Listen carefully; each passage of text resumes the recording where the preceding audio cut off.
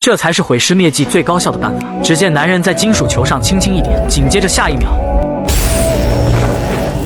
看着这样的效果，男人对此非常的满意。可当他去拿金属球的时候，却被上面溢出的能量烧伤了手指，这顿时让男人感到十分困惑。因为这件武器只会对地球上的人类有效，一旦完全启动，就会在瞬间释放出所有毁灭能量，随后把地球上的人类全部化为灰烬。但这种毁灭能量对他这个外星人是完全无害的才对。看着自己被烧伤的手指，哈利突然想到了一个可能：他变成人类的时间实在是太长了。于是为了保险起见，哈利决定拿回自己的飞船离开地球。岂料就在这时，前助手玛莎突然从门外闯了进来。他突然想起之前在查看断脚时，上面的一颗黑痣跟哈利脚上的一模一样，所以便猜到真哈利已经被他杀害了。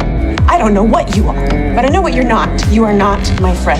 眼看自己唯一的朋友就此离去，哈利顿时伤心欲绝。第一次感受到自己的眼泪居然是咸的，从没体验过人类感情的他，决定在离开前毁灭地球，返回自己的母星。在设定好90分钟的爆炸倒计时后，哈利这时已经再无顾虑。下一刻，他开车强行闯进了军事基地。这些全副武装的士兵根本不是他的对手。只见他拿过大杀器，随后只是轻轻一按，就瞬间干掉了所有士兵。紧接着把修复好的设备重新安装回了他的宇宙飞船，然后下一秒，整艘飞船顿时被全部击毁。岂料就在这时，助手玛莎竟带着男孩找到了这里。他们刚看见哈利走进飞船，谁知大量士兵就冲进了基地，把哈利和飞船瞬间包围得密不透风。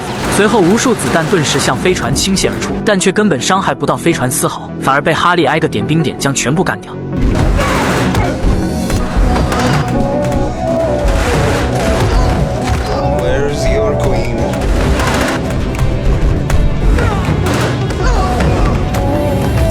就在哈利启动飞船准备离开时，谁知玛莎和男孩竟被士兵抓住压了过来，这顿时瞬间激怒了哈利。他顶着士兵毫无威胁的子弹，只是轻轻一挥手，就将最后3人全部干掉。随后在玛莎的感化下，本就玻璃心的哈利决定放弃毁灭人类，紧接着驾驶飞船瞬间跃迁到了外太空，直接把大杀器扔进了宇宙深处。可就在他准备返回自己的母星时， You're taking me home, right? This is some bullshit. 外星居民第1季的剧情到此结束，感兴趣的小伙伴可以去看看原片。我们下期再见。